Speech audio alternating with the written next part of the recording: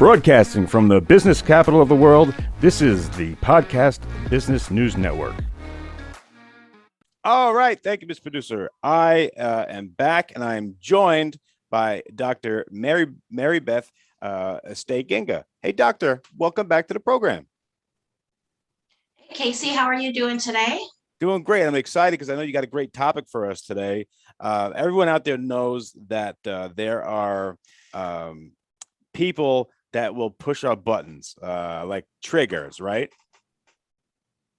Yes, we all have those people in our lives who tend to make us angry or cause us consternation. So I'm trying to give you some tips to deal with those people today. Great. That's a great topic. And before we get there, doctor, can you kind of, just in case people are new to your show, just give us a little refresher about what you do and, about Just Breathe.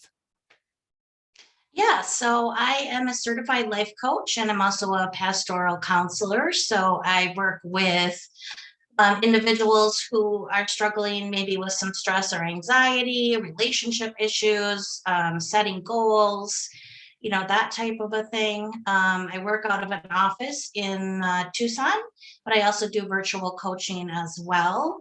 And people can get a hold of me by going to my website, which is justbreatheaz.com, or shooting me an email at marybeth@joshuatree.tucson.com. All right, cool. Now, doctor, you also do pre-marriage coaching too, right? Yes, I love to do relationship coaching is kind of my favorite thing to do. But yes, I do pre-marriage coaching using the SYMBIS assessment, which is saving your marriage before it starts. Mm-hmm. And that's a service that I offer for people who are looking to get married. All right. So all sounds great. So everyone, I'm sure, can relate to today's topic that the doctor picked out, which is terrific. 6 steps for dealing with your button pusher. So, doctor, let me hand that one over to you. What about the 6 steps, and what about those people? Yeah. So first of all, do you have a button pusher in your life, Casey? Oh, Someone yeah. who makes your blood boil? Okay. Yes, okay, doctor. Good. So then, this will maybe help you too. I also have those people in my life. So the first thing you want to remember is when you're dealing with a button pusher or someone who triggers you, they are usually trying to get you mad because they thrive on that conflict. So the first thing you want to kind of remember is to go in with a calm tone, a warm tone. Try to keep yourself from getting escalated. Maybe you need to take a count to 10 or take a couple of deep breaths to keep yourself from getting escalated. And then you want to watch your tone, obviously, because if you come in angry, you're going to cause that person to escalate all the more. So it's a good first step to kind of watch your tone. Doctor, what about people that might be pressing your button, say, someone that you're not really close to, but someone's rude to you, checking out at the supermarket or something like that. And what if that's a trigger for some people? Same apply here, or anything else that you could add to that? Same across the board? Yeah, I would say definitely across the board. I like to remember when you're out in public and you have someone who, well, as well as when you're dealing with your relationships, we don't know what that person went through during the day. So maybe they just came out of bad traffic, or they got fired, or they had a relationship issue. And so now they're already in an escalated state, and they might take it out on you without really even meaning to. So it's always good to remember, let's think about where that person is coming from. Great point. Yeah. What are some other tips that you have for us? So another one is to kind of speak from your experience. So you don't want to say things like, you make me mad, you shouldn't do that. If you're starting a sentence with you, it's going to come across like you're blaming that person. And we don't want to do that. So it's best to be able to start from what your experience is. So I feel you want to use I feel statements. Now, the trap that some people will fall into with I feel statements is they'll say, I feel you are trying to make me mad. Okay. But I feel you is not a statement, it's not a feeling. So you have to concentrate on your feeling. I feel hurt when you ignore me because it makes it seem like I don't matter. I would like it if we could talk like we used to. Okay. So That's helpful. there's no blame in that statement. It's a statement of how the other person's behavior is causing a reaction in you. Gotcha. They're very helpful. What else we got down this road? So you definitely also want to affirm the good, because that person isn't all bad. And so you want to look and maybe make a couple statements about things that they do right that you appreciate. I know you love me because you left me that note on the counter this morning, and that really meant a lot. But I'm still feeling this when this happens. So you want to affirm the good and not make it. And again, we'll go back to not using always, never, those types of words, because that isn't always true in a relationship. So you want to monitor that kind of language. Gotcha. Okay. That's very helpful. So you not only do you say what you're feeling, but you want to put in something positive, because like you said, they're not all bad. Right. They're not all bad. No one is all bad or all good. We have good and bad points, strengths and weaknesses. So if you can find something to kind of affirm the good in them, that also de-escalates someone, because they're going to say, okay, they're not telling me I'm all bad. I had a client come in, actually a couple come in this past weekend, and they were having this big fight about something that happened, and they were actually replaying the fight in my office. And and so the husband was saying, and he was trying to use I feel statements, but he was saying, I feel like you always try to make me angry, right? And so I was like, okay. So then we talked about taking a break. We talked about changing your tone.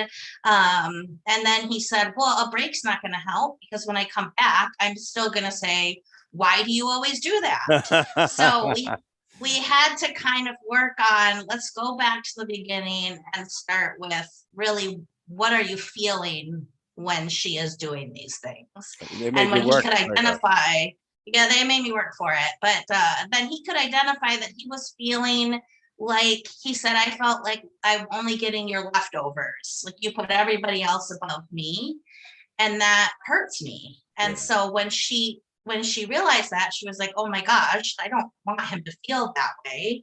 And I can see where my actions would have led him to that. So we were kind of able to de-escalate, but got a little rocky there for a few minutes.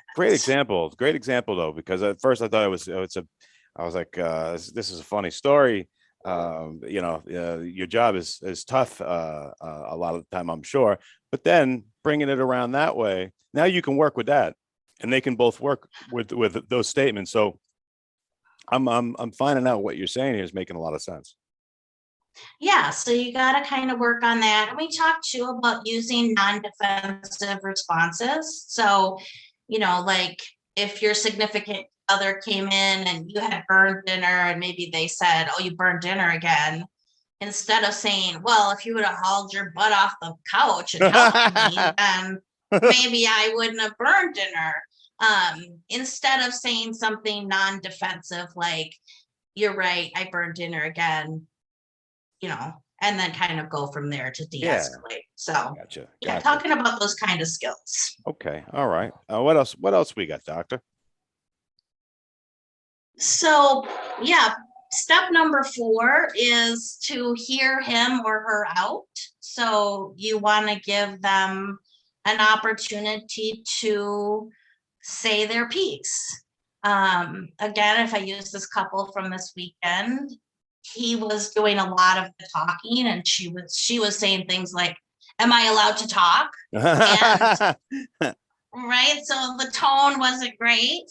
And then that aggravated him. And so he kept going. And so I had to stop and say, hey, we're going to each give each other time to say our piece and listen to the other person. And then we can kind of move on. So you get very defensive. I think anybody can relate to this. You get very defensive in an argument and you want to be right. Like you are right. And I like to tell couples like, hey, in a court of law, there's right and wrong. And if you're trying to prove your case to the judge, then that's great. But then where are you in your relationship? So now you have a winner and a loser. Yeah. And you don't want a winner and a loser in a relationship. True. Yeah, doctor, I was watching, don't ask me why, but I saw there was a couple that were having a discussion, but one of the participants in this conversation had written down notes with dates, and from the outside looking at it, it appeared to me as if this is something that they obsessed over, and I don't think they were trying to see the other person's side. They had done so much work with it. Have you ever seen something like that, like writing down dates and times, like April 2nd, and then you did this, April 3rd, you did that? Is that a helpful thing? It didn't seem like it, but you know more than me. Yeah, that's not a helpful thing. Most people will we call that keeping score or making a grocery list. Most people don't write it down, so that's kind of impressive. But you do keep a mental list of things that irritate you about that other person. So a lot of that comes from too, if you had, most couples will have a big fight and then whatever they do, they walk away or they just decide that it's done, but they don't have what I like to call repair. They don't repair it. So they don't come back together and say, hey, here's what I did wrong. And the other person, here's what I did wrong. Here's the point I was trying to get. Now let's move on. So if you never have a repair, that just builds up after time. Yeah. So now it does become this long list of things that the other person does that pisses you off. And so when you do get into a fight, you're already in the mindset of what a jerk this other person is. Great point. And that's not going to have good communication. So yes, you have to have a good, healthy repair to an argument where you can both come and admit what you did wrong, so that you guys can move on. Okay, thank you for that. All right, cool. We got next tip, if you don't mind. Yeah, so the next one is to listen. So you're going to hear them out and you want to listen with empathy. So if they are saying things like, I felt really hurt when you said I was lazy, and you want that other person then to say, oh my gosh, I'm sorry you felt that way. I wasn't trying to hurt you. My anger got the best of me, whatever. So you want to listen with empathy. That's where the kind of listen and validate, we like to say, you want to validate the other person's feelings. And validating their feelings does not mean that you think they're right, but their feelings are valid, just as your feelings are valid. And I think if people love each other, they don't want to hurt the other person. Right. It's just in anger, that's sometimes what happens. So can you validate and say, oh my gosh, that was not what I wanted to do. I'm sorry that happened. Mm-hmm. I see. So yeah, so listen with empathy is important. And you can say things like, okay, I get what you're saying. I can kind of see your point. Now, can we kind of, flip the switch and look at my side of it? Can you kind of see where I was coming from in this situation? Okay. All right. That's a very helpful one too. Okay. And number 6 would be? Yeah, last but not least on my 6 steps here is to actually state the problem.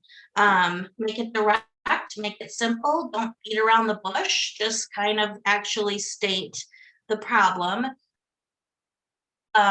But not in an unloving way. You know, you don't want to be, that's where all of those, you're working your way up to this. So you still want to keep in mind that you're working on your tone and listening and all of those good things.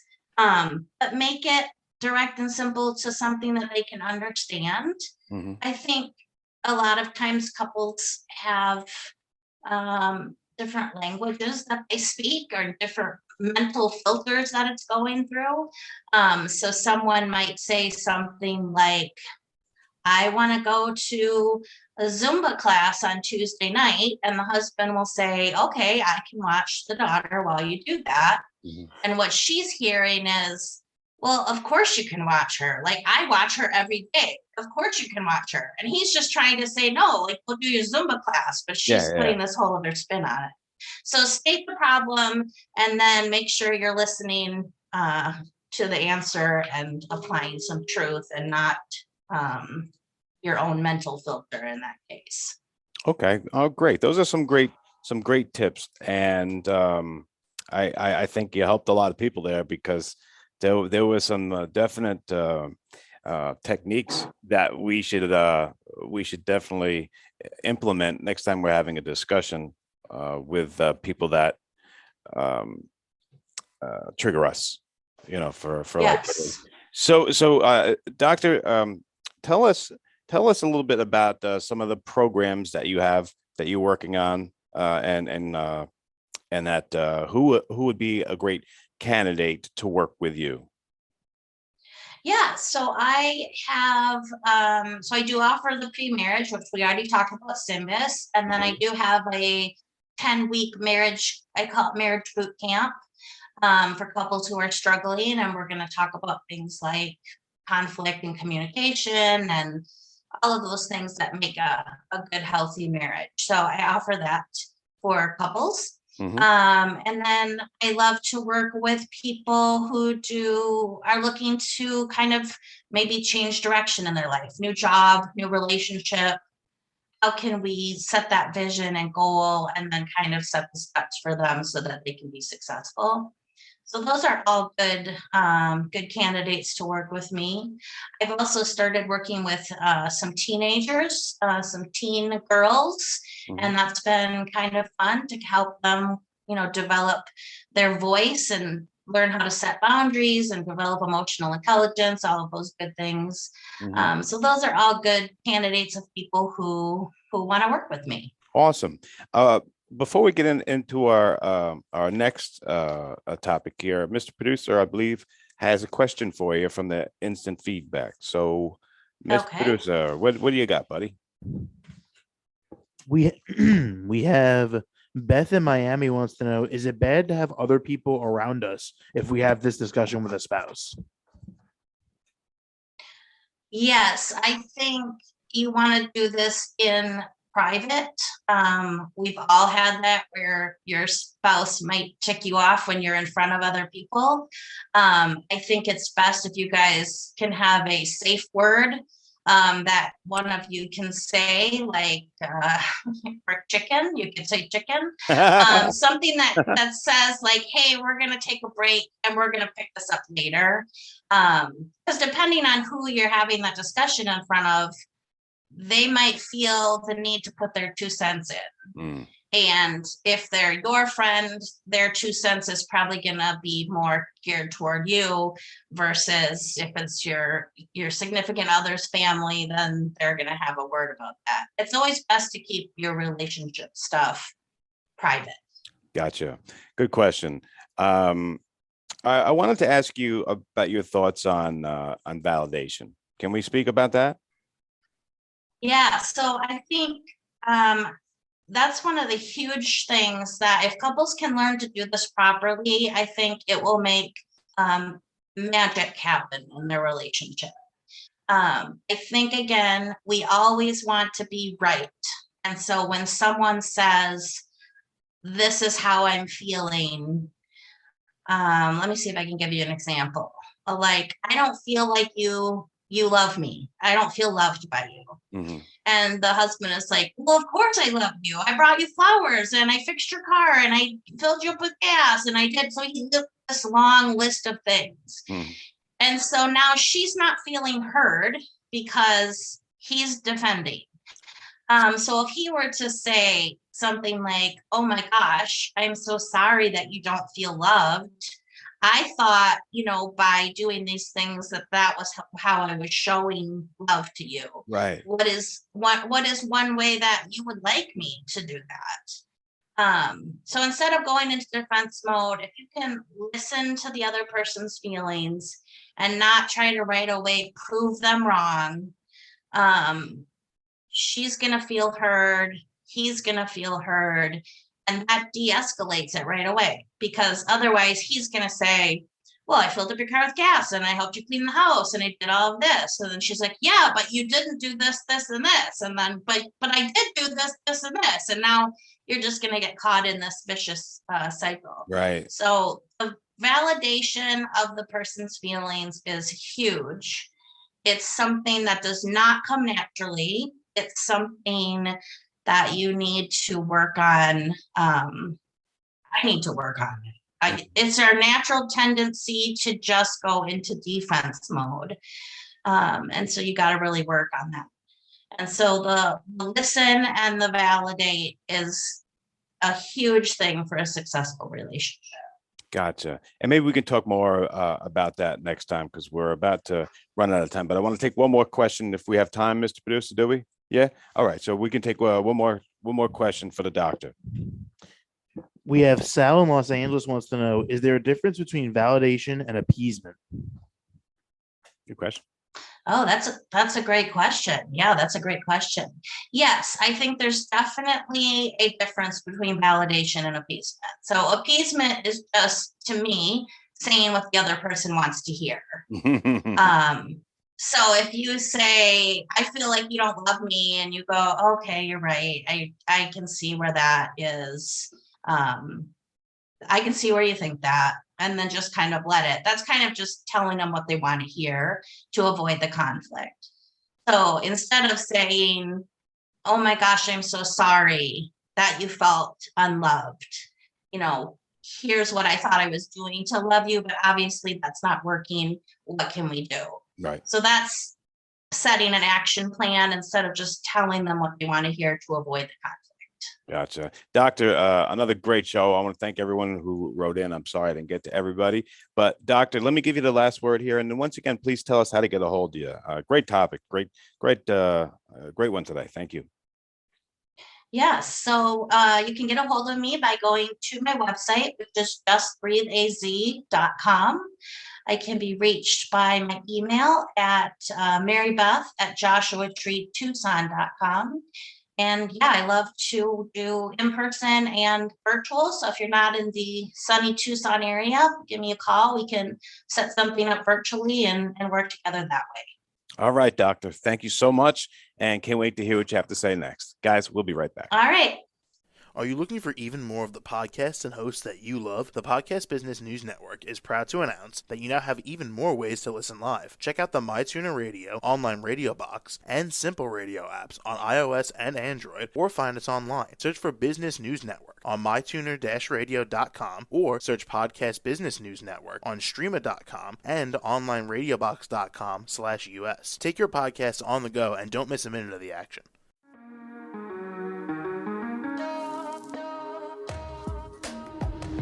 Broadcasting from the business capital of the world, this is the Podcast Business News Network. For nearly 2,000 severely injured veterans, everyday life has become filled with barriers. Day-to-day simple tasks can become pretty daunting. I have to carry my chair up 2 flights of steps or have somebody do it for me. What scares me the most is just the falling. When I'm struggling with my house, I think, to have that one great barrier just knocked down, it's crucial. Home for Our Troops is a wonderful nonprofit that builds a mortgage-free, fully adaptive, handicap-accessible house. And there's no catch. It'll be our very first home that we've ever owned. This is a game changer. This is where your life begins again. We need you to join us in completing this important mission. Please visit hfotusa.org and help build homes and rebuild lives. Because of you, everything's going to be okay.